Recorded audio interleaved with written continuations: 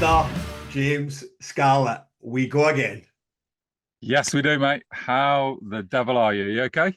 Mate, I'm good. I'm back home. It feels like so long since we've done this, at least from my side of it, in some sort of normality. Back in Glasgow, back in my office. But I see from anyone not watching on YouTube, anyone that's listening, James is not in a normal spot. He appears to be in a caravan again. I'm in a camper van. I'm in Dinah's camper van. She's got the best Wi-Fi at Arctangent setup, so that's where I am. Well, And fingers crossed. let's start there then. Arctangent. We are Jesus, James. This is skin of the teeth stuff. I mean, this is Wednesday, the 7th of August. I mean, literally in 12 hours or so, you'll be getting this out in the podcast. We cannot any more fresh than this, and it's live. So tell us what's happening on Wednesday, the 7th of August at Fernhill Farm. Well, we're having a really good setup. Really, it's going really well. We're all the stage marquees are now up.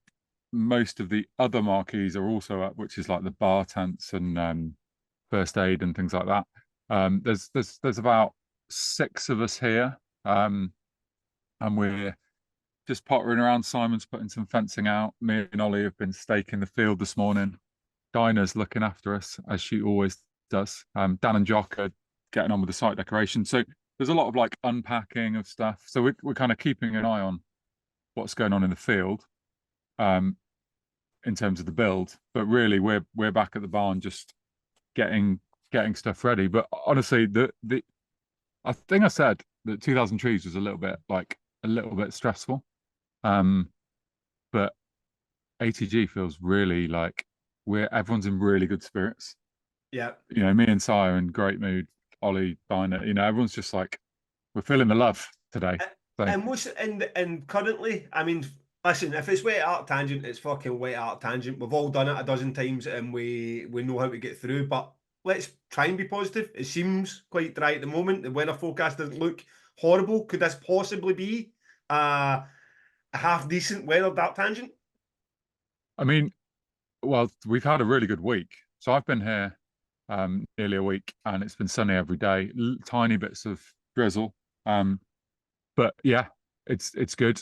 So as for the future, I mean, I promised you something for 2000 Trees, which ended up not materializing, and I'm definitely not going to promise you anything for Arctangent because we've all been to Arctangent.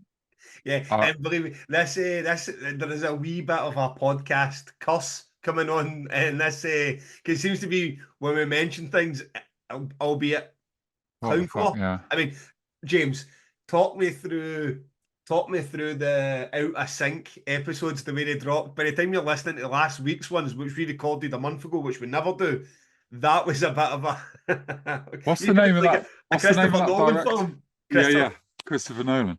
It's like I was listening to the episode being like, what the fuck is going on here? We're like, last week we announced Clowncore dropped out and we've replaced them with Spiritualized, and then this week we're worrying about whether Clowncore will drop out and saying that we'll never be able to replace them. Yeah. It's fucking weird. I'm basically, my brain exploded. Yeah, I know somebody posted, was it yesterday, about the Sad Season as well? Another one band that you sort of plucked out the lineup. Let's go there. What happened to Sad Season? They've got an illness in one of the band members' families, I think. And we've had there's been a few dropouts. I've actually got a list here. If you just give me 2 seconds, that I'll pull up. But I think people are getting a little bit overexcitable about the dropouts. It's like the big one was Clowncore, right? We replaced them with Spiritualized. We feel very happy about that replacement. But also, obviously, we've lost Filth is Eternal, Earthside, and Iskander, which we previously talked about. And since then, we've lost Bipolar Architecture, the Psychotic Monks, the Sad Season, and Saver. So 7 or 8 bands have dropped out. They're all being replaced or have been replaced with really great replacements. Do you have the names for the likes of Saver and the Psychotic Monks and the Sad Season readily available? Yeah, if you give me 2 seconds, I'm going to lean in and go to my spreadsheet because I am in the middle of the field and things are busy. So Do not break up that studio setup you've got in front of you. so I'm pretty. I might get the bands they're replacing wrong, so people can check this out online. But we've booked Pine Excellent. as one of the replacements. We have, and then there's a couple that I'm waiting on. So yeah, the only one I can announce now is Pine, because their new EP is fucking great. Have you listened to it? Yes, that is great. They've gone like, actually, let's talk about it later. I'll do it on the record. But yeah, Pine's new EP, awesome. So yeah, they're jumping in at the last minute, which we're very happy about. And yeah, look, there's 100 and something bands at Arctangent, and 7 have dropped out over the last couple of months, and we've replaced them with good Arctangent bands. So Yeah. I'm not really. Do you know Clowncore makes you want to cry when I think about it, but apart from that, it's just like, it is what it is. Yeah, and like any given year, you get anything between 5 and 10 bands pull in the last couple of months, and it's like, that's kind of what happens. But then because Clowncore pull in, it was such a big name, it becomes, everything's in that. Oh, this is a trend. Bands are pulling out of time. But in reality, it's no different for any other year. It's just if you get 150 bands, shit's going to happen. Yeah. So there's been a few times, hasn't there, where we've discussed stuff like you just said, and then I say I'm worried about at Trees. I said I'm worried about the wet weather, or no, I was saying we might need more Trackway, and then we did need more Trackway. Then I said I'm worried about Clowncore, and then they did drop out. Well, the one that nearly fucking happened, which you don't know about, Gav, is that on the podcast I talked about Armin Ra's video and the King pole. Yeah. And I was a bit worried about it. And about 10 days ago, I got an email saying, get rid of that King pole, otherwise we're not playing. And I'm like, we can't get rid of the King pole. No. So, and I was like, that's a flat 10. This is a disaster because I've discussed it on the podcast. So it's not like I can lie my way out of this. If Armin Ra pull out, I can't lie my way out of it because everyone knows the truth already. It's like, fuck.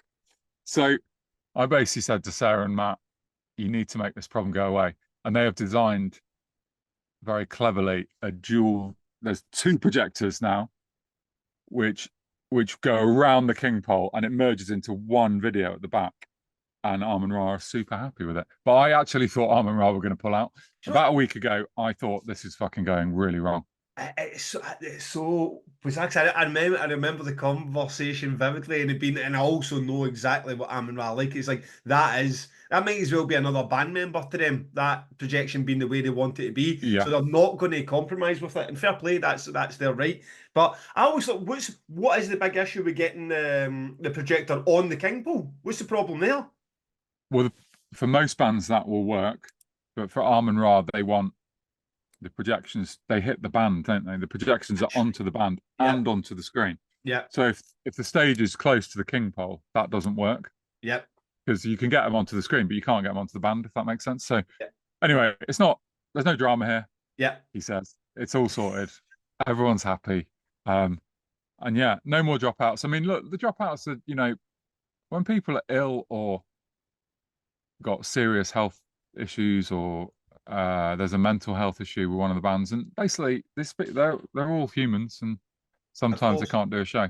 Of course, well, I almost always try to rebook bands. So anyone that's dropped out this year, we'll try and get for next year. And I know that Clowncore are very keen, so it's looking like that will happen next year. So great, good to hear that. And yeah, likewise, it's not like Damnation or Night of Salvation is immune to this too. I mean, the singer of Sick of It All, Lou, was diagnosed with cancer after we made the initial booking. Sick of It All understandably cancelled all their summer dates throughout Europe and I think America, so they could focus on his treatment. It was a long shot. They wanted to try and see if they could hold on to their dates at the end of the year and into the early New Year, but I mean, I think everyone was expecting that was going to be unlikely. And then we get word the other day that they were just going to focus on Lou, which again we fully support and back. But you lose the band because someone's health, and now we're in the position that we are rushing about trying to find a suitable replacement, which isn't easy because a suitable replacement would be a New York hardcore band or an American old school hardcore band, and they're not you can't just pick them off the trees. So it's we're in that process at the minute, and ultimately a great band will be in that slot. But we would love it to be more like for like than is that easy to do. So aye, Damnation's get its own sort of trials and tribulations with pullouts too. And I mean, touch wood, we don't see many more before the date sale. It's a bit like Clowncore, that, isn't it? I mean, you can't really replace Sick of It All. Obviously, there are bands that sound like them, but they're like the OGs, and Yeah, so it's pretty yeah. hard to replace them. And likewise, as you say, obviously the first offer on the table. In fact, the offer's already on the table for 2025 is Sick of It All coming back in any form to play Scratch the Surface, to play a normal set, to be at Damnation, to be in a Night of Salvation. Anything they can do, it'll just be a bit of a celebration to have Sick of It All back after this. So I wishing Lou all the best and a speedy recovery, and we hope to see Sick of It All back on the road soon. But tangent. So, how are you feeling? How's it shaping up? You're saying that it's all going positively. Is everything ready to rock? So where are we by the time you're getting this? This will be Thursday, so we'll be 6 days out from Yep. gates opening. All on schedule for that. You can have a couple of rums and a barbecue going the night before because it's all going to be signed, sealed, and delivered. Yeah, I think so. We're super organised. It's much easier to do than 2000 Trees Arctangent, and yeah, I feel ahead. We'll be, fencing Friday, Saturday, Sunday this week, and then nothing can stop us really. I am genuinely super excited for the festival. I just can't wait for it to start and just fucking watch. I look back at my records of how many bands I saw last year, and I think it was, I can't remember, 83 or something like that. But my plan this year is just to watch more bands than I watched last year at Arctangent. So that's the only thing I care about, and I think I can do it. Yeah, it can be done. Maybe half and half a couple, but it can be done. Yeah, no, plenty of half and halves. But yeah, it feels really good. We had a bit of a stressful thing this week where, so at Fernhill Farm, there's another festival called Outsider, which takes place 3 weeks before Arctangent. And we had our big staging marquees going up this week, and the farmers were pretty pissed off with how much noise it was making. It hadn't really occurred to me how loud putting up marquees is, but they're all held up with those big steel pegs. But they're like a meter long, and they drive them into the ground through rock. They drive them into the ground with a machine, and turns out it's pretty loud. And the campers at the other festival were lying in bed at 7:30 in the morning listening to like drilling 2 fields away. So we had a bit of we've had some words were exchanged, and what happens previously though? Is that the first time that festival's been there, or the way the weeks have worked? No, we've ended up it's just our build over the years has got earlier because we used to be small in comparison to where we are now. That main stage at Arctangent is bigger this year. I don't know if we talked about this before, but it's another 15 meters longer than it was last year. Okay. That tent. So it just takes longer to put up, and you've got to start earlier. And yeah, so there was a few days where some strong words were exchanged, but we got there in the end. The marquees are now up. A good start to life on it. And to wrap up the Clowncore story then, because now we've got Spiritualized. The last time anyone was listening to this podcast where we were talking about that in the correct order was I was in Mexico, and you were like very much there's a bunch of options out. I'm speaking to a bunch of agents, but I don't know what's going to come through. So why Spiritualized? That's a bit, I mean, left field is what you guys do, but where did that come from? So part of me doesn't want to demystify the myth that I'm just some genius that came up with it, but because it isn't that. Really, what happened is I went out to a few agents that I know and just said, look, this is what's happened. Tell me what you've got. So, I was talking to bands like Between the Buried and Me and Car Bomb, and, and some of them would involve, Baroness moving up the bill and them going in lower down the bill. And some of them were, I offered Mogwai. I think we talked about this before, haven't we? Offered Mogwai a second set, and and it was actually Mogwai's agent does Spiritualize, and he said to me, "Would Spiritualize work?" And I was like, I'm going to go and have a little think about that. And then it was like, actually, it does work. I said way back before we even knew Clowncore were dropping out that you can't do like for like, and I've already spoken to the Melvins, Godspeed, and all the bands people are suggesting because I want to book them anyway. So Yeah. they're not going to just suddenly play. So it needed to be outside the box, and the fact that a big band dropped out of nowhere into my lap was great. And after like 24 hours of thinking about it, I was like, this is a good replacement. And yeah, people. I mean, some people are happy. Some people like don't really know them. I mean, at the end of the day, as we said before, Author and Punisher on at the same time. I suspect that set is going to be absolutely heaving now. Yeah. Yeah, but yeah, it's one of those like you end up patting yourself on the back because actually the only thing I did is go to my contacts, and I've spent a lot of years building those contacts and the trust with the booking agents. And the agent, he's Mogwai's agent and he's Explosion's agent, so he knows about what we do. Yeah, I mean that was Mary. At first, it was a great booking, right? I mean, properly out of left field, and then the reaction was either can't believe it, I'm going to be in tears, love Spiritualized, or don't know them, and that was it was very. In fact, I don't remember seeing any like Spiritualized or shit. Why did you do that? It was very much love them or don't know them. So, aye, good, and Author and Punisher again. If electronics what you were after, then get yourself into that tent early. Yeah. And the stars of the show, stars of the weekend, ourselves, a few people. Because I don't know, does the Clash Finder actually say where we are yet? Yeah. Does it? Right. Well, there's a few people said, when are we? What day, what time are we going to be on? So we are 10 a.m. on the Friday, Elephant and the Barroom stage. Yeah. So absolutely. There's the 2000 Trees, we clash with a lot of bands, managed to fill a tent. This one we don't clash with anyone, but it's your hangover time. It's like, what's the bigger challenge? The band you're playing against, Static Dress and Nobro, or the fact you've got a hangover? If you can drag yourself out of that tent to come and join us, we would appreciate it massively. Yeah, because we'll be dragging ourselves as well, right? Would you like to put in an order again? Do you want a Susie's breakfast? Do you want me to bring you a Susie's breakfast? What you doing one of the breakfast wraps? Is that what you're having beforehand? Yeah. Right, okay, I'll just make sure I don't get the egg in one of my nice t-shirts. But yeah, I'm up for that, and a cold pint of cider. Get it started. I'm Okay. buzzing about it. I'm so looking. I had so much fun at the trees. I feel that there's some lessons to be learned for both of us at that. Maybe not get caught in the headlights so much, but then, as you've said before, when you wake up, you don't have too much time to overthink it. You're kind of just on stage and on you go. Yeah. I think it'll be good. We've learned, like you say, we've learned some lessons at Trees. I think I feel like I will be more relaxed at this one, because it's the only episode ever where I'm louder than you. I just fucking the adrenaline's surging and I'm shouting at you. I don't know if we're gonna. It's up to Lou, who I'll give him a plug in a minute, but I don't know if he's bringing sausages again. If he is, I will chuck them out for people to ask questions. Because I don't take it. Art Tangent Trees are gonna be happy with me throwing out their allocation for the second time in a row.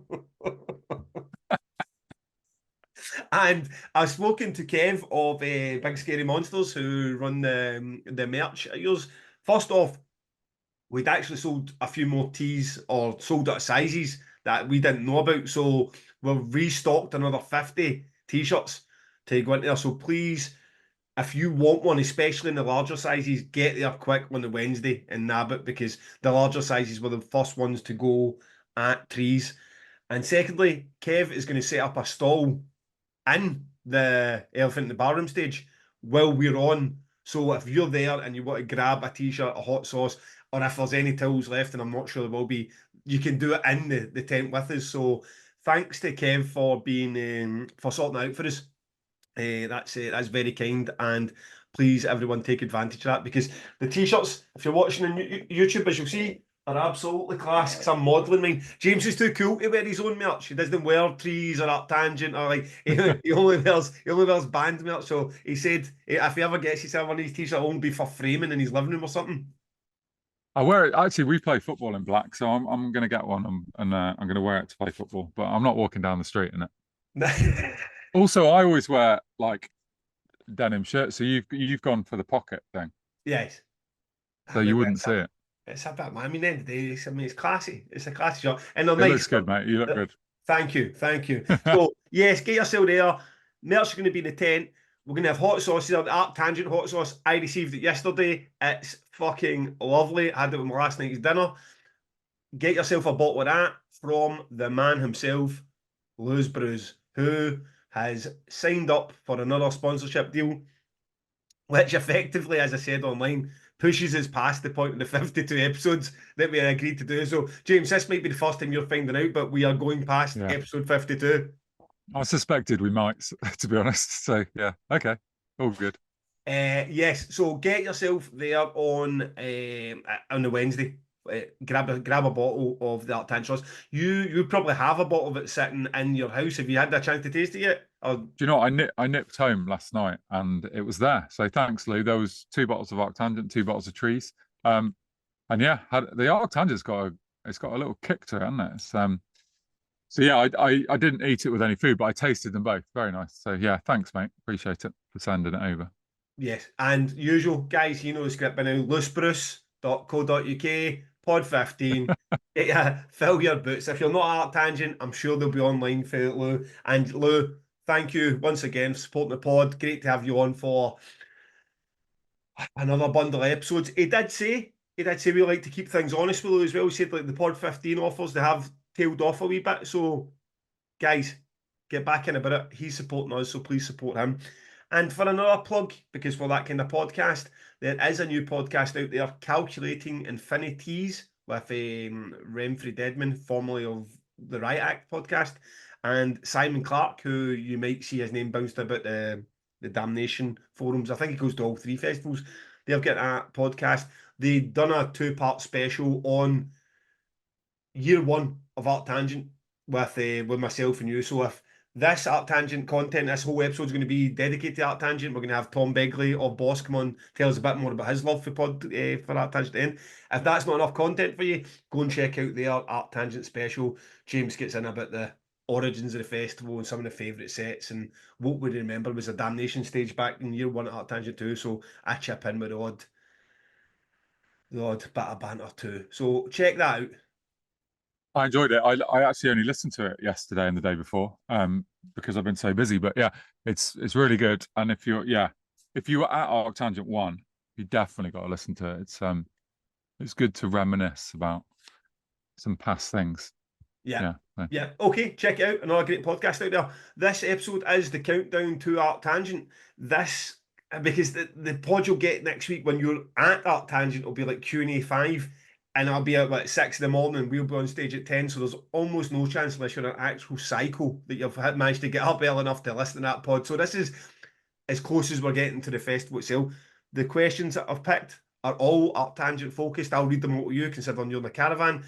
And I have tried a lot of people. We continually ask people to ask the question again if it's been missed. There's like 15 different platforms where people can post questions. Tough to keep on top of them all. If your question hasn't been asked, it's not because we think it's crap, it's because we've just not had the time or not spotted it. So a lot of these ones have been asked more than once, and then definitely in the Q&A 5, there's a few questions that have been asked more than once, but these ones are Arctangent focused. So kicking us off, Matt Lawson Hall, what are the differences, similarities between the Trees setup and the Arctangent setup, James?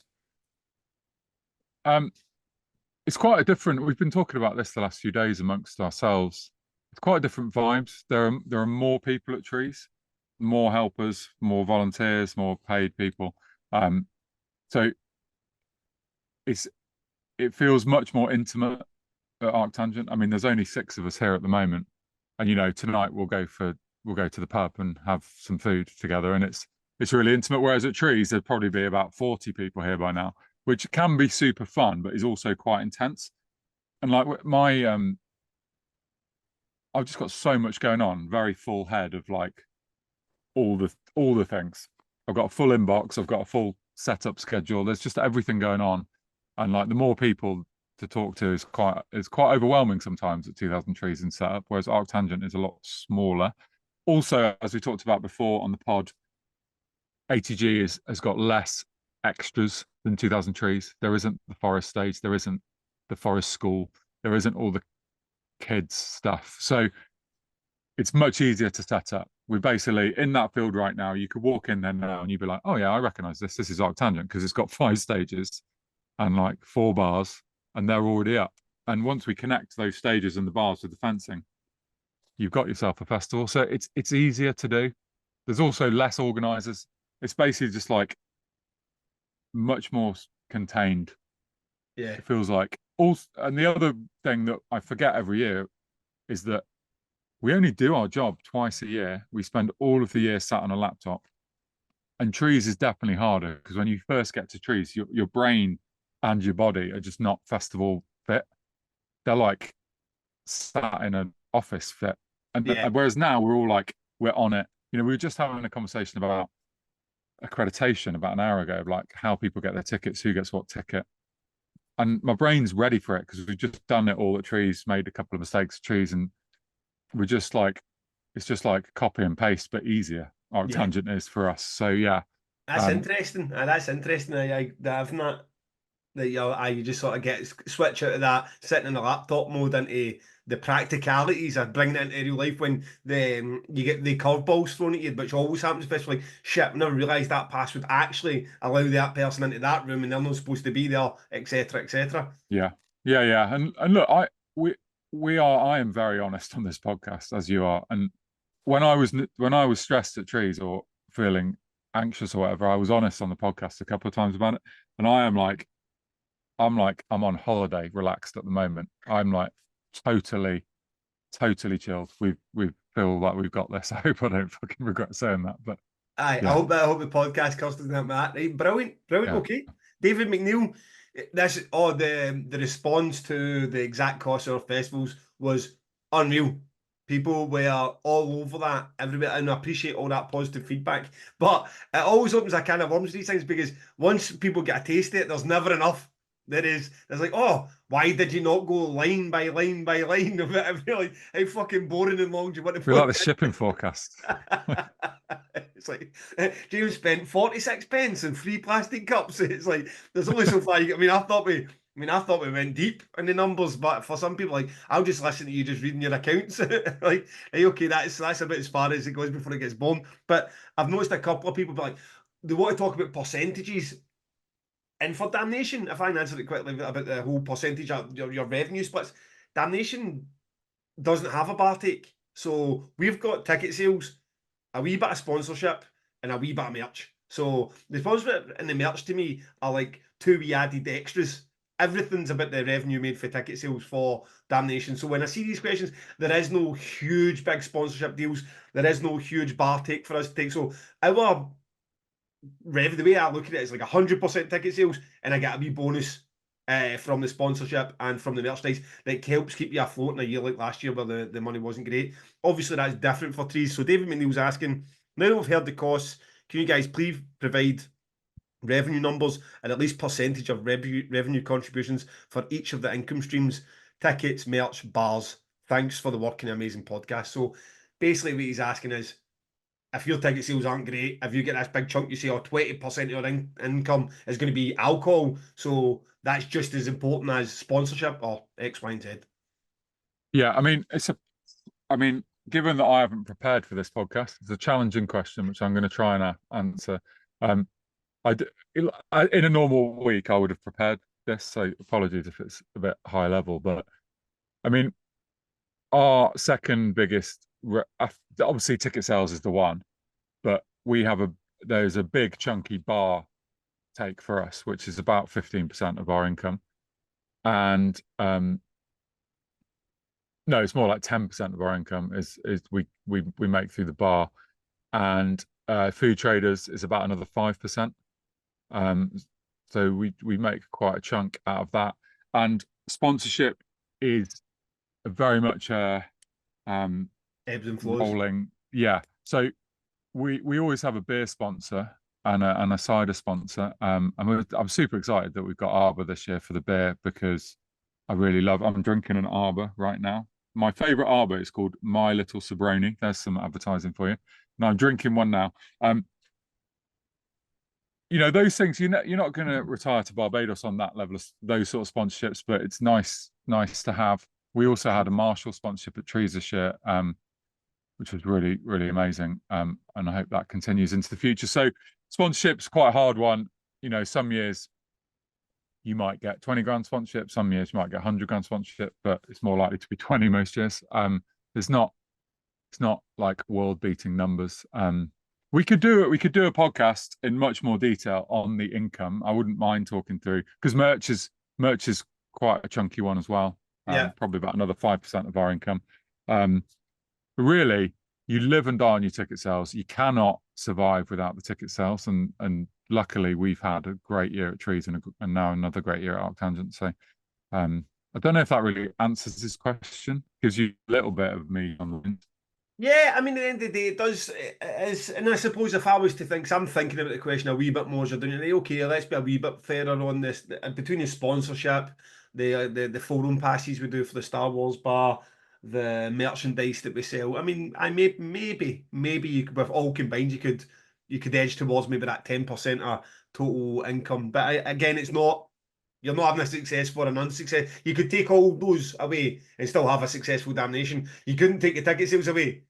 I mean, let everyone in for free, and then those things prop up anything close to a fraction of the cost of Damnation. So they're all very welcome. They're all great. I mean, last year, for example, that margin, those cushions were essential. I mean, that's saving you from having a bit like, all right, we'll just cover ourselves to suffering fucking somebody's salary is a loss. You know what I mean? So, aye, it's important, but the numbers aren't that spectacular that they're propping up your festival. Laura Buckley, James, do you like Creed? No.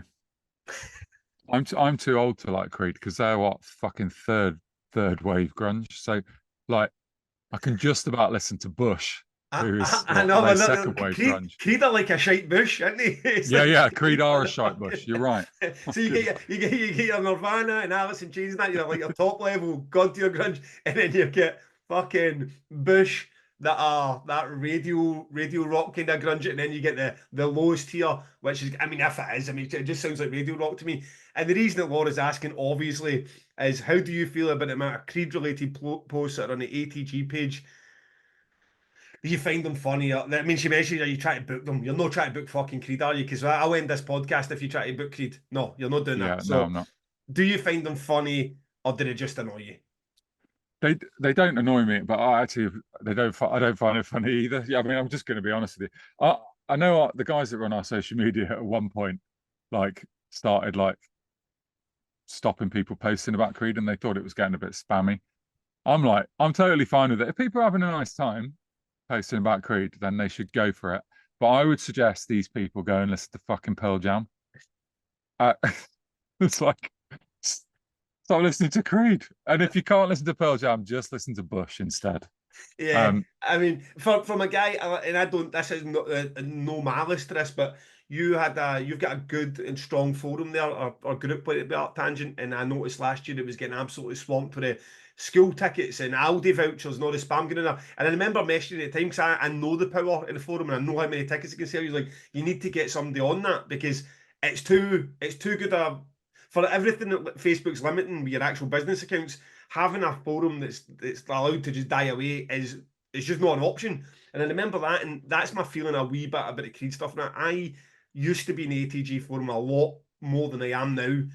And I think it's largely because of the Creed posts, because sometimes you go on to actually see somebody's opinion on a band announcement, or have any sort of conversation, and it's just fucking, is it Scott Strapp or something his name is, with his hands out like that? And maybe that is funny the first 72 times, but I mean, after that, it's just like every announcement, Clown Corner cancelled, Scott Strapp. I mean, it's like, it just gets a bit like, okay, I already know the joke before I'm even there, so I don't want to be fucking old.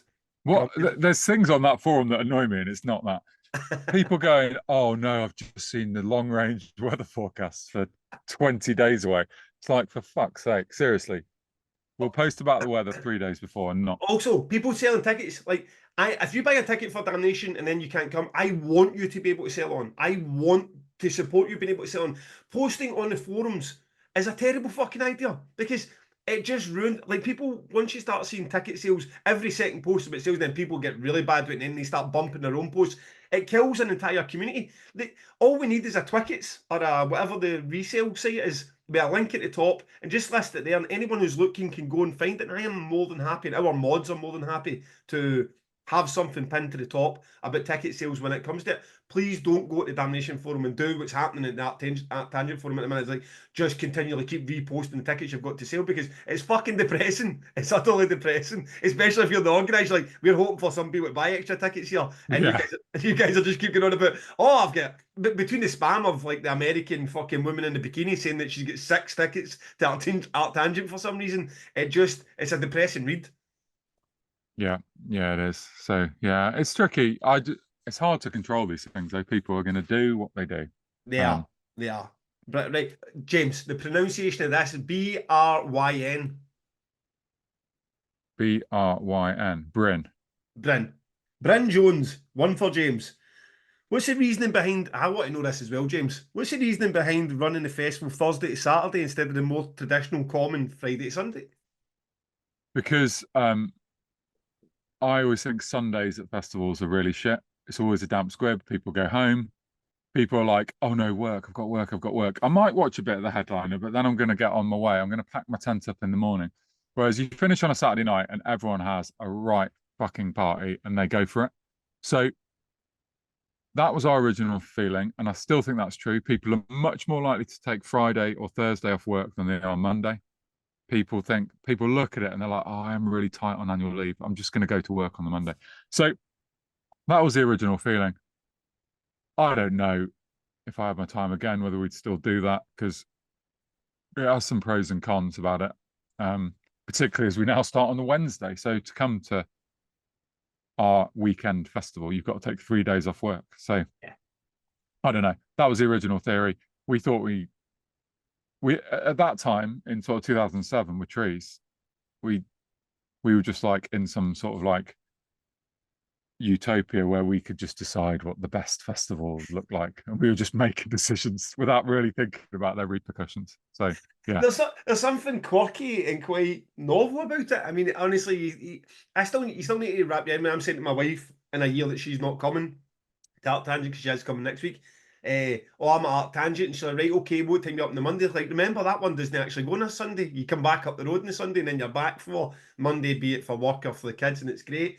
And there's every chance of Damnation next year for the 20th anniversary will be 2 days. And Paul was like, we should go to Friday, Saturday. But I'm like, no. It's like, because you get a few people saying, oh, the Monday morning's going to be tough. There's some folk just can't get the Friday off. I mean, you're basically saying to every teacher that comes to Damnation, oh, by the way, you're screwed. So if we're going to do it, go do Saturday, Sunday, which is why I was even more interested in this question as well. But I like that thinking at the time. I just like, we'll do whatever we want. This is the way that James Scarlett thinks it's going to be most fun, because you're right in one thing. That Saturday night at Trees or Art Tangent, when you know for a fact everyone's off the Sunday, it is a right party atmosphere, and everybody goes for it to the small hours, don't they?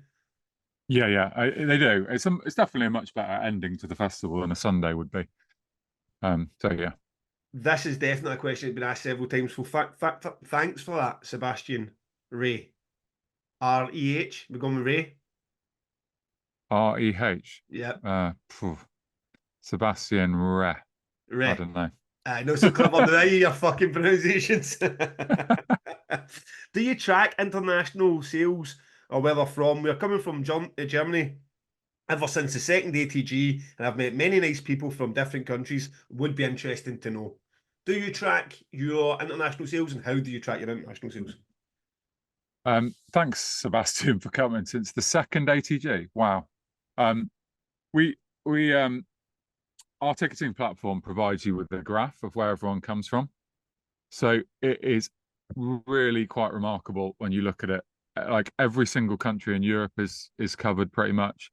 A bunch of America. There's even the odd like South American. There's Australian. It is really proper international. And one of the things I sometimes do when the festival's opening is I go and walk along the queue, and I just listen to, if I'm not stressed and I've managed to get all my shit done and I'm just like waiting now for it to start, I go and walk along the queue and I get a real buzz from listening to the international voices, the different languages. Mate, the fucking naivety of you. You think you can still do that? You think you can still walk along the queue at Tangent with the first person going, James, you're fucked, mate. But now we're famous podcasters, you know. That's it. The people know your face, mate. And I've told you, it's not always about the fame. Sometimes it's just about they know you're the man that books the bands, and they have lots of bands to tell you about. Yeah. Okay. Well, I'm going to try it. We'll see. But yeah, it's so cool. People coming from there's just this random idea for a festival that we had once upon a time, and that people are prepared to travel from a long, long way away is really cool. It's amazing. I mean, I know you're not asking me that question, but we do the same. I don't walk along the queue looking, listening to people talking like James the Creep, but we have the same map. These ticketing agencies all provide that, and you can go on and it looks fucking brilliant. Unfortunately, you never get a ticket sale for Africa or Russia, which would like illuminate a huge big portion of the world map, but hopefully this year we maybe get a Russian and an African in there and complete the puzzle. So thanks for that question. Sorry it took us a few times to get to it. Scott Walker, he's an Art Tangent regular here. ATG had a different approach with the band announcements and Clash Finders coming out early. How has that worked out for you this year, and would you do it again? Yeah, we do it again. The band announcements is just driven by when the bands are ready to go. So I've got a bunch of bands. Just to let you into my actual thought process for next year, I've currently confirmed about 30 bands next year, but no headliner. And I'm thinking, well, maybe we'll do an announcement and do like an alphabetical poster for in September and there's some amazing bands on this. I'm really excited about some of the bookings. So I'm like, well, let's just tell people about them. But I'm not so excited about some of your bookings, James. I am going to agents saying, "Oh, can I have Band X?" It was all Band X will be doing Art Tangent August next year. I'm like, fucking seems a bit metal for me, James. It seems a wee bit metal for me. Amazing. We'll have a chat about that once we're off air. A couple of heavy ones in there. So it's different every year. Like if we like 1 year we just had Meshuggah and nothing else confirmed, and it's like, okay, let's just announce Meshuggah. I did it for Trees. We had Jimmy Eat World. We announced them on their own. Did the same with Rival Schools. So sometimes it's just like one band in September, and this time I'm like, okay, well, maybe we'll go with no headliner and just like 30 great bands that are going to get people excited. So in terms of the band announcement timings, you'll get 1 or 2 announcements before Christmas, and then the rest will follow on paydays until we're done. And it finished earlier at ATG because the bookings came in, and sometimes they do and sometimes they don't. And so we got them out there. And in terms of the Clash Finder, we got criticised last year for not releasing the times properly or the Clash Finder properly and making people buy it on site. So we've released it because we listened to people, and we've released it early this year. But it's fucking annoying. There's people, you're asking me what annoys you about the forum. There's people that have like designed their own, they've artworked their own Clash Finder, and they're sharing it with everyone. Hey guys, I've made a Clash Finder. Look how cool it is. And all I just want people to realize is that the Clash Finder that we sell on site is an important part of our merch revenue. So, it's just like the beer. Yes, please bring your own beer, but buy some festival beers if you can, because it helps support us. And it's the same with the Clash Finder, because we had a lot of conversations internally where some of the people that I work with were like, don't release the Clash Finder because no one's going to buy one then. But I was like, no, we should. So we have. Now you got to buy one as well. Yeah. Does that make sense? Yeah, no, it makes sense. It makes sense. I wonder if we're just with the technology getting better and faster and the signals getting better in sight, that Clash Finders, physical Clash Finders, are just becoming more and more a thing of the past, because we've definitely saw that as well now, that people getting connection in the arena and they're a bit like, I can just go as soon as even one person's get Clash Finder the day before, it just gets uploaded to Clash Finder General and there's your dinner. You know what I mean? So I wonder when we all end up app based, that revenue just becomes through sponsorship and adverts sold onto apps. So okay, Tom Begley is due to join us, but I think we can squeeze in one last question.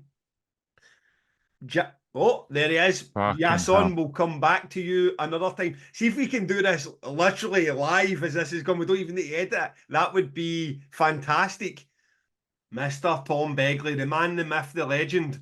Just fresh back for the tour for Converge. How are you, pal? I'm very well, sir. How are you? I'm good. James, how are you in the caravan across here? if anyone's playing the Two Promoters One Pod drinking game, and you usually have to do a shot if Tom Begley's name's mentioned. He's now, if he's on the screen, you have to neck your pint. Yeah, for Like, sure. neck it. Get your bottle of vodka down. So let's start with, we'll get into all the Arctangent goodness, but you're just off the roadway after a short run with Converge. How was that? It was great. It was only 5 shows. It was their first tour of this year. They've been off since last year, actually. I haven't seen them since last summer. It was like 5 different shows, 2 festivals, and then 3 club shows. It was great. I can only imagine somebody else like, you tour manage and sell merch for Converge. That is the dream. How do you find yourself in that position? I mean, I've been doing it for 14 years. I think the first time I worked for them was 2010. I met them on the Kylesa, what was it? Converge, Kylesa, Gaza, and Kvelertak tour. And I was working for Kylesa. And their American merch guy had a full-scale meltdown in France because there was flies on the meat. And he was just done with touring with Europe completely and was just over it. He launched like a deli platter into the river outside the venue, and that was him done. He was just like, I'm finished, I'm out, you're in, you're up. And that was a very long time ago. How are you with flies in the meat? I mean, it's just, yeah, no, it's not the best, but, you know, when in Rome, some places in Europe like to keep their deli platters at room temperature, you know, so it broke. I mean, Monster, the guy who was doing it before me, I think he'd been doing it for a very long time too, and he was just done. done with flies, done with Europe, and then I took over, and then that's been it really since then. Awesome. Have you got any behind the scenes new Converge album? Yeah, well, you can tell us about? It was the first thing I said when I saw him actually at the airport. I was like, "What have you boys been doing? Come on, where's these new riffs? Oh, what's going on?"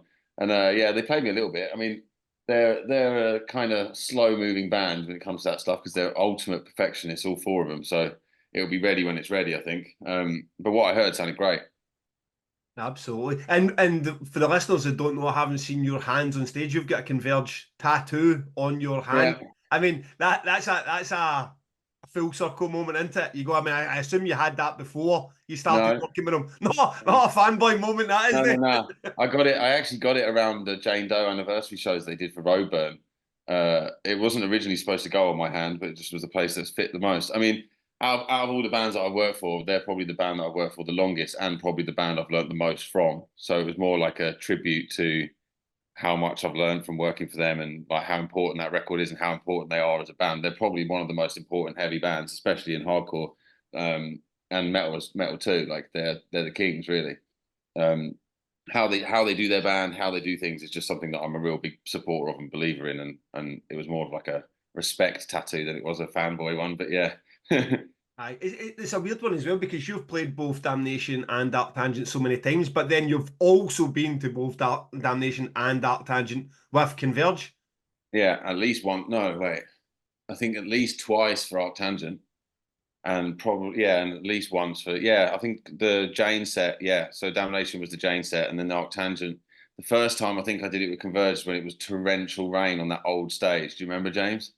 Yeah, fucking hell, man. The rain was coming like sideways onto all the gear and shit. Do you remember that? Did at any point was there any conversations amongst you guys about not doing the show? Or like our stuff's gonna get broken? There was. I look back and I'm like, fucking hell. It was fucked. Yeah. I mean, it was fucked even before the set, to be honest, if I remember. That was one of the most muddiest festivals I think I've ever been involved in. I remember getting out of the van at the festival with the band and them just being like, right, okay. So we're playing in a swamp, are we? It was, what year was that? Was it? I think I wrote that down actually. I think that was, what year was that?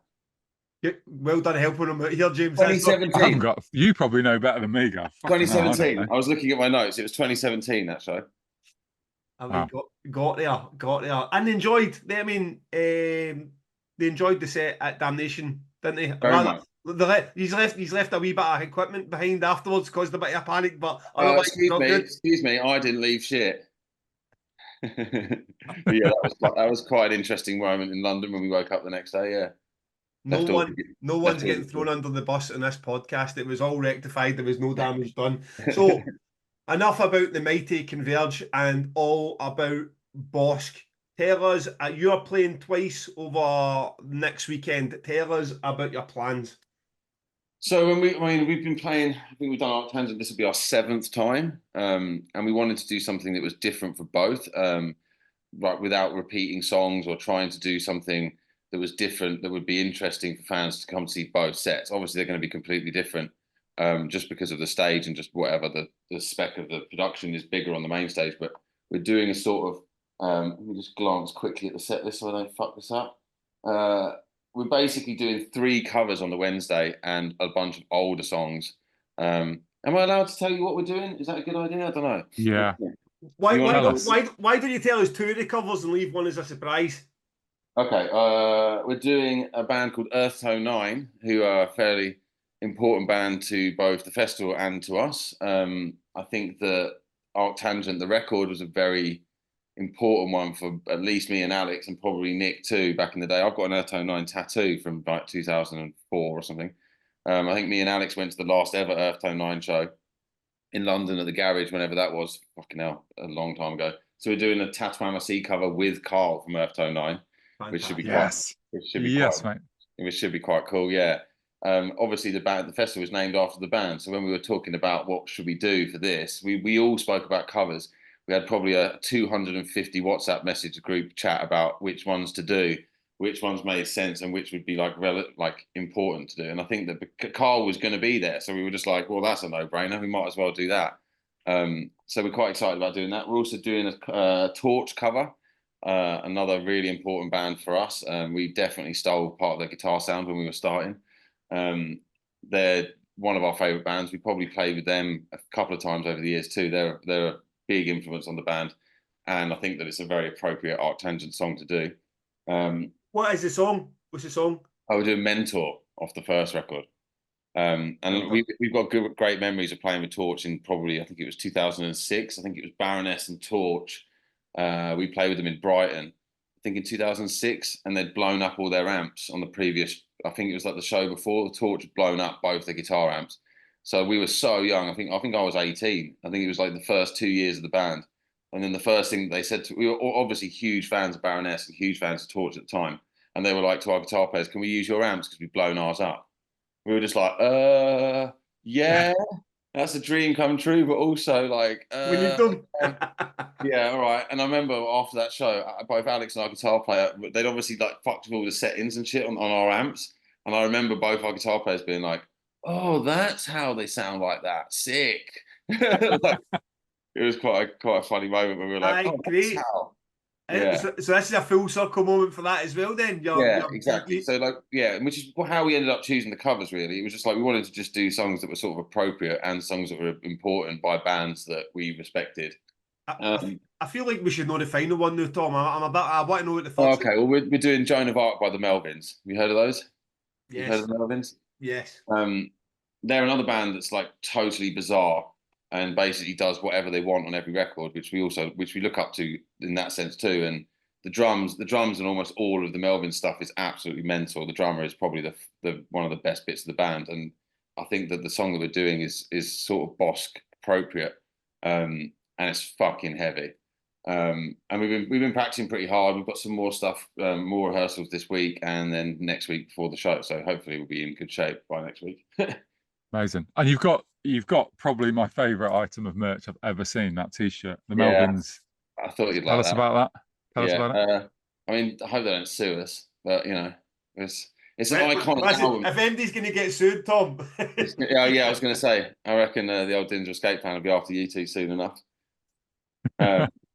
The album, just the album in general, is like a legendary, groundbreaking, piece of music. So we wanted to do a song from that wasn't one of the most obvious ones. Obviously, there's a ton of different songs on that record that we could cover, but I think Joan of Arc is probably the one that's the most appropriate for our guitar sound, really. So yeah, we were originally talking about doing the whole album in full, and we thought, wait a sec, but that eats like the whole set, so we wouldn't be able to play any Bossk songs if we did that. But yeah, maybe we'll do something similar with that in the future.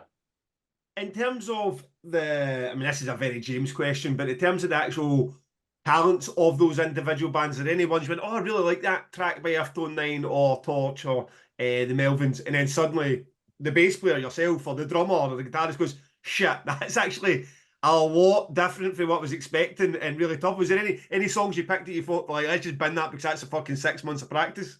Yeah, we were. Yeah, actually, literally nail on the. We were going to do Nine Inch Nails, and then we tried to do it, and it was fucking too hard. It was. I think it's the song that Dave Grohl plays drums on, and Nick, our drummer, was like, "Yo, if we're doing this, I've got to go to the gym for like 6 months." We tried it, and there was too much electronics that we couldn't replicate, so we binned that off, and it was too difficult. Which track do you remember the name of the Nine Inch Nails one? It's called I Know What You Are, Off With Teeth. Right, okay. I mean, we love. We're gonna actually, now that we've done this a little bit, we're actually probably gonna play around with doing some more because we've never really done any covers. We did a Raging Speedhorn cover in 2007 when we played with Raging Speedhorn in London. We didn't tell them, we just did it. But I think that's the only cover we've ever played live. I think, yeah, I'm pretty sure that's it. Oh no, sorry, Albatross. There's an Albatross cover on this Pickup Artist 7-inch, and we played that a couple of times. But other than that, I've got that. Yeah, I've got that 7-inch. yeah, that's the only cover that we've ever really done, I think. So doing these for this is like quite exciting and quite stressful. We really do know how to make our own lives harder in our band, I swear. Yeah. So I mean, You're going to be all serious on the Wednesday then. We have I'm to. gonna be shitting it, yeah. Me and Gav have to leave you alone until after your set. Yeah, you might have to fuck off until afterwards. you know when you get those sliding doors moments where you're gonna be like, when you catch me, I suppose, I don't know what, like 2 p.m. in a damnation, I am not friendly smiling, and you get James when he just had some bad news about Opeth's backline. It's like these three friendly faces that would normally be sitting in a field with a drink is like the times where you're not in the mood for that chat, and that's gonna be Tom Begley pre-set on Wednesday. Yeah, about 7 o'clock, I'll be skulking somewhere, and like. We don't play many shows as a band, and we're very perfectionist. So it's like we put so much pressure on ourselves all the time. And about 5 years ago, I realised that I get nervous, like proper nervous. I couldn't put my finger on it for ages. I was like, why do I feel like this before everything? What's going on? I was like, oh, I'm just nervous. Oh yeah. It happens. And the last time, well, I've seen you a lot this year, but we were at the Tool gig together down in London, and I was campaigning for Cult of Luna's Leave Me Here. And drunk Tom Begley seemed up for the idea, and that's been pied. Yeah, well, I was so up for it. I got fucking shot down with that so hard. Hard. But too hard. Too much. Right. And we'd already made, so to be honest with you, Gav, that was a fucking great idea. And it wasn't just because I was hammered. I think that was a fantastic idea, but if we didn't have the time, and my band just looked at me like, "Are you fucking mad?" I was like, "Yeah, okay, fair enough." Yeah, it was a bit too late. If we'd have gone to that gig a couple of months before, then we could have probably made it happen. But maybe one day. So talk us through your weekend, because you are playing that set that you've just spoken about on the Wednesday, and then when you're back on stage, is it Friday? Saturday. We're going to be there for the Thursday and the Friday, but we play again on the main stage on the Saturday. Okay, and what are fans expecting for that set? That is going to be the bangers. That is going to be the Bosk main stage banger set. We're also going to play Events Occur in Real Time, one of the new songs off the new record for the very first time at that on the Saturday. So that should be quite exciting. We're also working on brand new visuals for James's lovely video wall. Awesome. Clown Core's video wall. Sorry? That's fucking Clown Core. Yeah. Who's now dropped up. Cheers for keeping it. It's okay, mate. Did it for you. Thanks, mate. We'll definitely get some money's worth out of that, hopefully. We've been using some of the International Space Station footage at the moment, so it's looking quite fucking moody at the minute. Great. Other than that, what are we doing on the... Oh, we're going to close with the podcast song. Oh, yeah. Ah, yes. Mate, and we might as well rename it now. No one knows it's Leader. It's just that's the start of Two Promoters One Pod. That was a good idea, wasn't it, of mine and yours? Yeah, thanks for that. Yeah, well done, guys. I actually heard someone say that to their pal in Nottingham as that bit kicked in. Is going, oh, this is the start of Two Promoters One Pod. I was like, it is also Leader by Bosk. Yeah. Well, I mean, I remember when you contacted me about starting this podcast, and I mean, it was a bit, you were 2 years late because everyone was doing podcasts 2 years before you, weren't they? Like every man and his dog had a podcast. Not good ones though. No, mostly shy. How many of those lockdown podcasts do you reckon are still going? None. not even Damnation Versus. Yeah, your one isn't even going. Yeah, like I got contacted by so many people. I mean, obviously everyone was just bored as fuck sat at home. So yeah, I remember when you contacted me about doing this, when you guys told me you were doing this together, and I've never heard such a good idea in my life. You two are fucking hilarious. I would sit and listen to you having a chat, even if it wasn't on a podcast.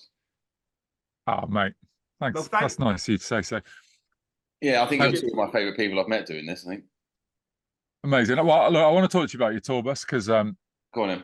So I was on the phone to Sarah, who runs Artist Liaison, yesterday, and we were talking through what are the stressful things that currently, what she got on her plate, which is going to be stressful. And one of them's there's 6 tour buses on every single day of the festival. There's 6 tour buses, and we've done that's happened once at 2000 Trees, but usually it would be 2 or 3. Yeah. And I'm like, is one of those tour buses Bosk? And she's like, yeah. And she was asking me how well do we need to treat Bosk? She was like, do Bosk need Wi-Fi? Yes. Do they need a power hookup? Yes, we do.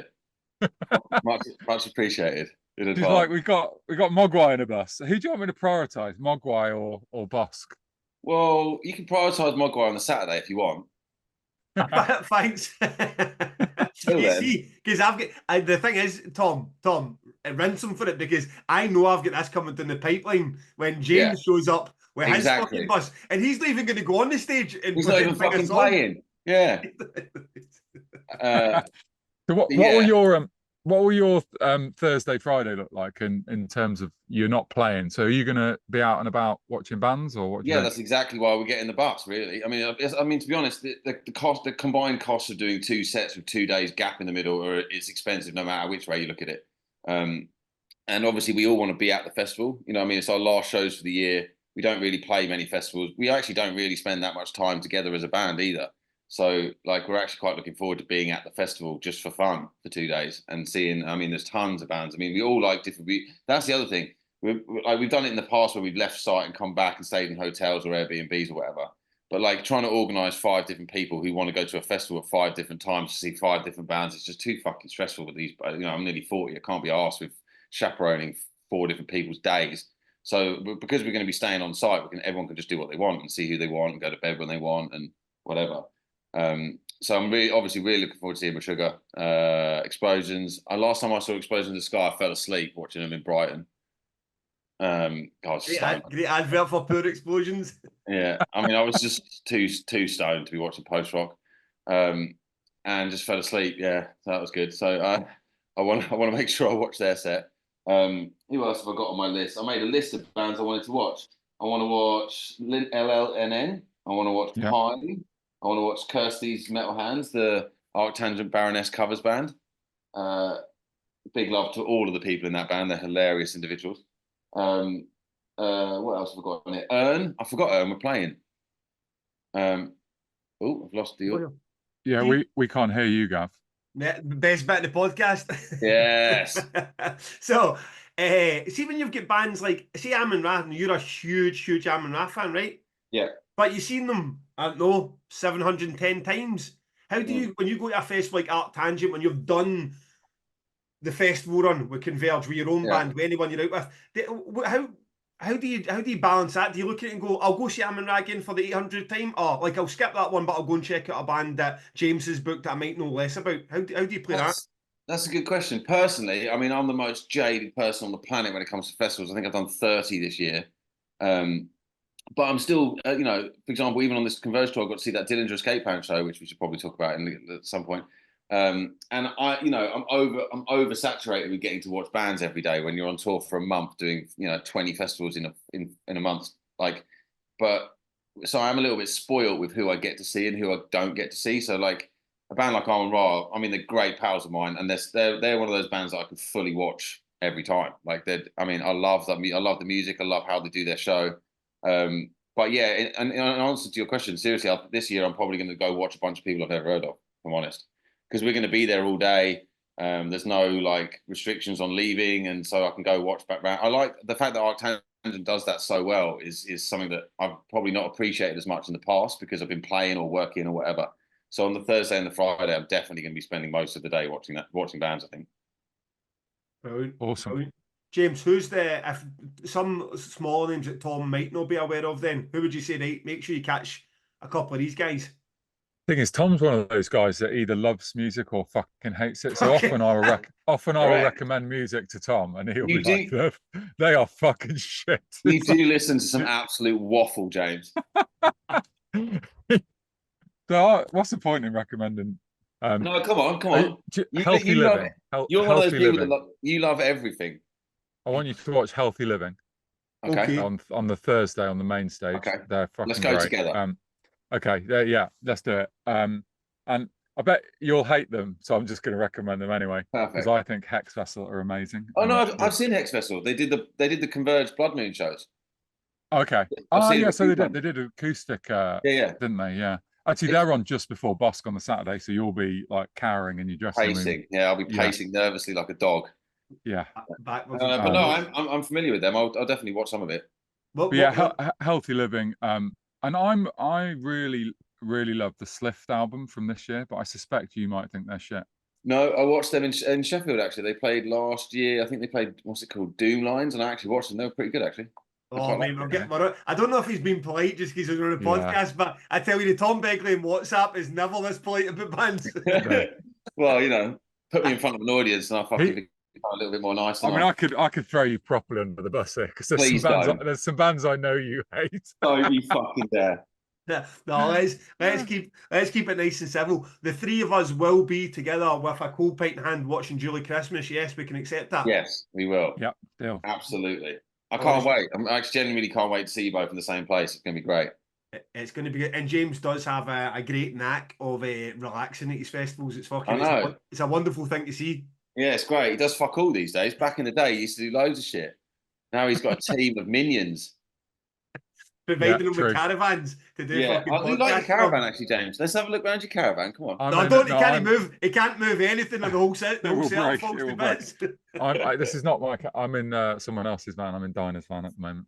Oh, lovely. She's got the good Wi-Fi. I'm looking forward to seeing Miles too. Yeah, he'll be here. He'll be here. He's not a band for anyone who's wondering who that is.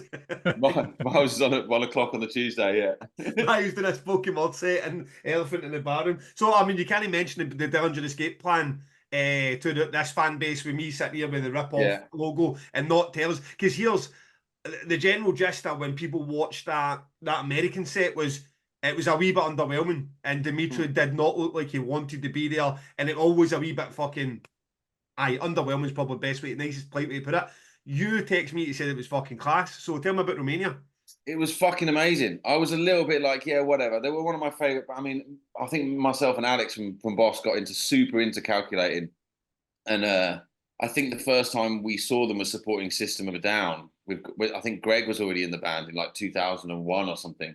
But they were still playing, obviously, Calculating songs, but with Greg singing.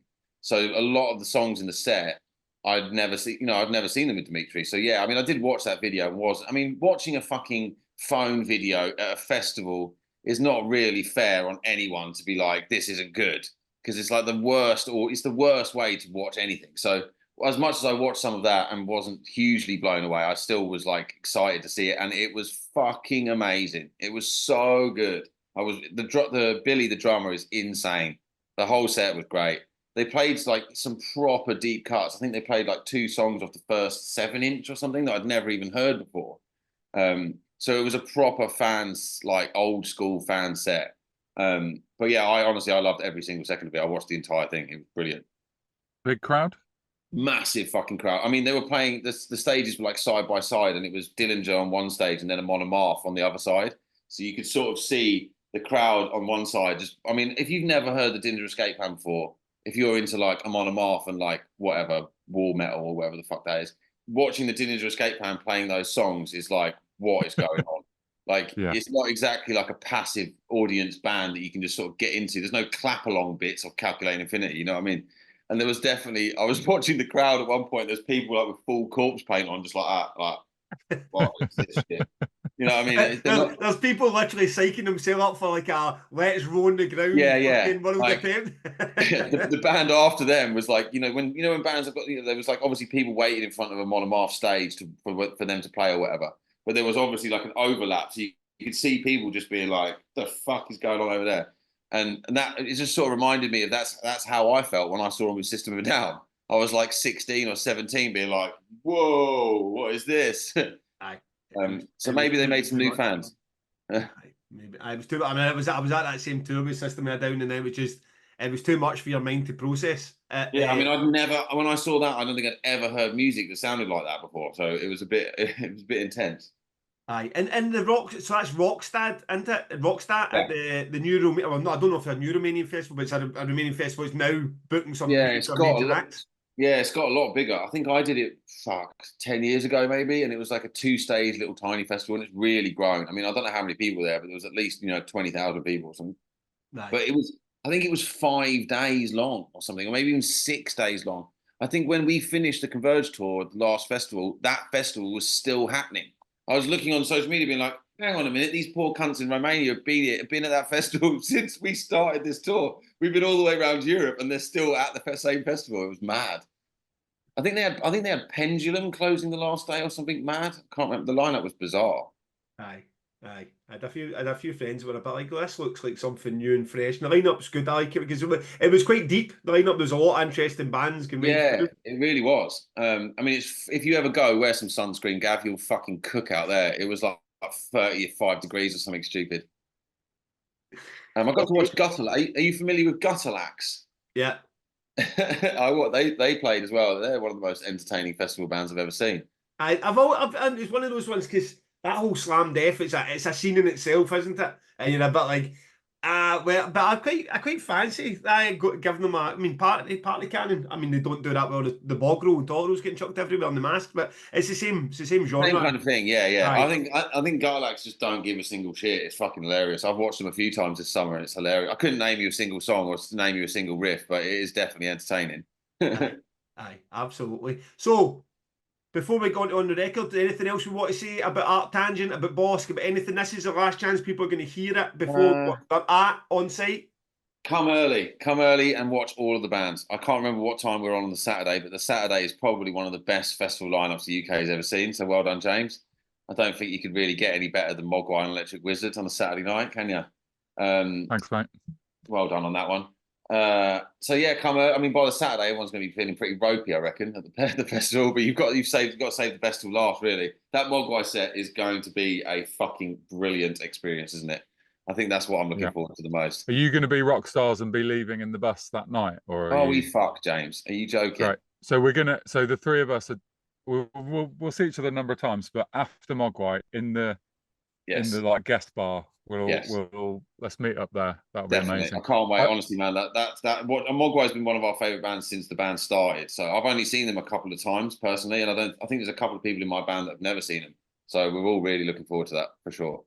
Amazing. I've got a question for you, Tom, which I think I've been wanting to ask you for a while, which is that whenever you play Damnation, you post after your set saying it's your best ever festival set, and whenever you play Arctangent, you post saying is this the best festival in the world? So I think what the public want to know is, do you prefer Damnation or Arctangent? That's a very good question, James. See, Arctangent with no rain. Gav's trying to look scary though. Did you see Gav? He puffed himself up there. Just in case you're wondering who's James, your festival is fucked when it's raining. Right. So Arctangent in the sunshine is the best place on planet Earth. Arctangent in the rain is fucking miserable at times. So on that, well, it's what you no, I'm not really expecting an answer, mate. I like them both equally. Good. Okay, what a load of shit. But I'm also working on the basis of yes, you do post that after each time you play. But I do, and I mean it. But that's because you're being genuinely honest, right? Yeah. That's because you're being genuinely honest. But the last one you played was Damnation, so that is the best gig you've ever done, and it's up to Arctangent to step up to the plate and be the best gig.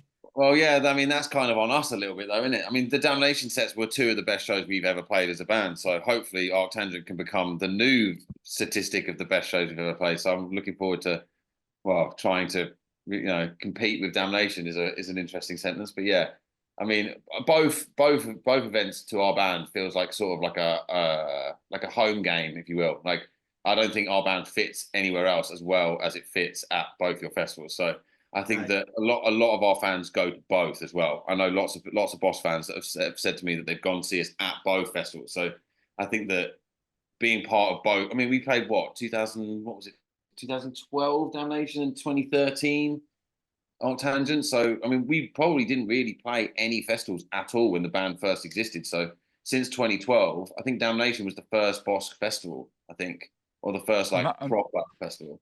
Well, this is nice and circular. We talked about this before, but I saw you for the first time at Damnation 2012. In that little tunnel stage, yeah. Yeah. and it was fucking amazing. It was great, brilliant. yeah. And And Yeah. here we are. What's this? 12 years later, we're all super rich, all super successful. Well, you two are. I don't know about me. We're plugging along still. So, fuck you. Keep. Do you listen to the pod? Don't you? You listen to the I pod. listen to every single episode, mate. Every So single that one. so you heard the live at Trees one. James gets this is him building. He's quite combative when he's live. He's full of the beans and I know. I can't wait. I'm gonna be in the front fucking row. there's no way in a million years he's going to be out of bed. I fucking am. Gav, we booked Tom one year for a live podcast in the morning, and he didn't turn up. I did. I was late as fuck, but I got there eventually. I had to walk through. I had to walk through the whole tent to go on the stage. It was one of the most embarrassing things that's ever happened to me. We'd love you to be there. We'd love you to be there, Tom. I'm going to be there. Believe, even though your tour bus will be parked front row next to Lou Bruce. Jesus, if you can get Hayden Britland, who'll be at the weekend, Tom Begley, Lewis Bruce himself. I mean, the only person we did was Julie Christmas there, and the whole tent will implode. The bingo card. See what I can do. The bingo card's done. Tom, it has been a huge pleasure to finally have you on the podcast. Thanks for doing this. We always finish it off, as you know by this point, with an on the record. Let's do an on the record Art Tangent special, and let's put a track out there that people can listen to in the build up to the festival itself. I'll go first with an absolute worldie. Explosions in the Sky. Now, this took me ages to pick this one, but I listened to this is the most I've done for an on the record.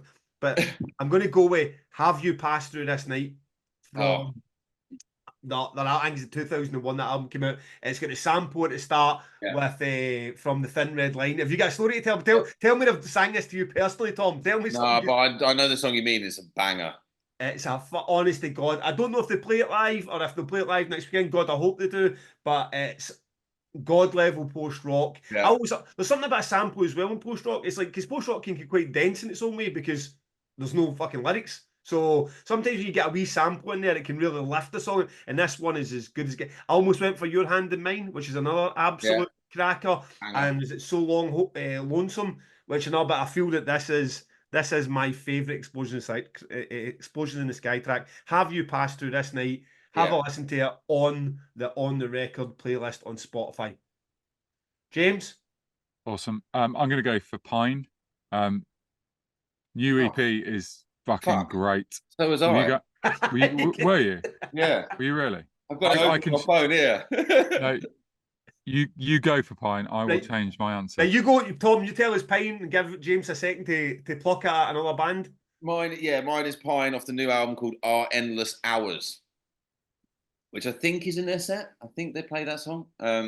And obviously, I've been a huge fan of the band for a long time. I respect and look up to Joe so hard. He is a one-man fucking machine and one of the most talented people I've ever met. So, and that album has been done for a long time. And for him to sort of push through and just, he could have binned off that album and binned off the whole band a long time ago. But instead, he's chose to go the ultimate hard route of setting up his own label to release his own band. So that's my vote. Pine. Anything to support a band like that is good with me.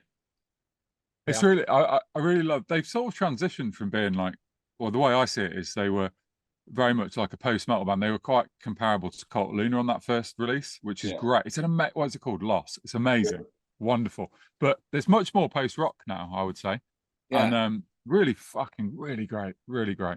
I wasn't expecting to like it as much as I do. So the new one's amazing. Yeah. It's incredible. It's the best. Yeah. It's one of the best. Yeah, it's definitely the best thing they've done. And to set up your own label to release your own music is fucking suicide in 2024, to be honest. So fair play to Joe for going that route as well. Awesome. Absolutely. I'm going to go for Sumac. So is this one of the bands you hate, Tom? No, I actually quite like Do you hate Sumac? No, fucking loud as shit. Yeah. So I've always been like a sort of casual observer of Sumac. I've got a couple of their albums. So I've never really loved an album. It's because it's hard to listen to, and they're trying to punish you almost. Whereas this new release is very out there, but it's much easier to listen to. It is heavy, but not as heavy as their old stuff. It's really like fucking long and expansive. They remind me of like Swans. If Swans were heavier, Yeah, if Swans had more metal influences, that's what they'd sound like. Aaron loved that. And I would put Sumac alongside Imperial Triumphant and Inter Arma as the bands that are really taking like extreme metal into new places, and I get really excited about that. They're like properly they're just like you're listening to it going, what the fuck is this? And just at the moment when they've completely lost you and you're like, this is bullshit, they suddenly hit you with a riff and you're like, oh no, this is great. Yeah, This is amazing. So the new Sumac's hard to listen to, but it's great. It's really great. Really great. Am I right in thinking the Sumac aren't playing though, are they? You're just plucked that because you had to get a new. I'm looking at the lineup here like Sumac are not in this fucking lineup. Mate, I'm just telling you what I listen to at home. I'm not trying has to he promote my forgotten who he's festival. booked again? Well, listen, James. To be fair, you had your choice pinched off you by Tom, so we're going to let Sumac slide. Have I just to pick whatever new track off the new album or the new record that I like, or is there any in particular that you would recommend? Mate, they're the sort of band. Let's just go for World of Light. It's the first song. World of Light. Okay. Boom. Gents, this time next week, we will be in a field at Art Tangent, fucking loving life. Tom will be pretty nervous, but after that, we knock that in the head. We can party, guys. Yeah. We go again. Let's do it.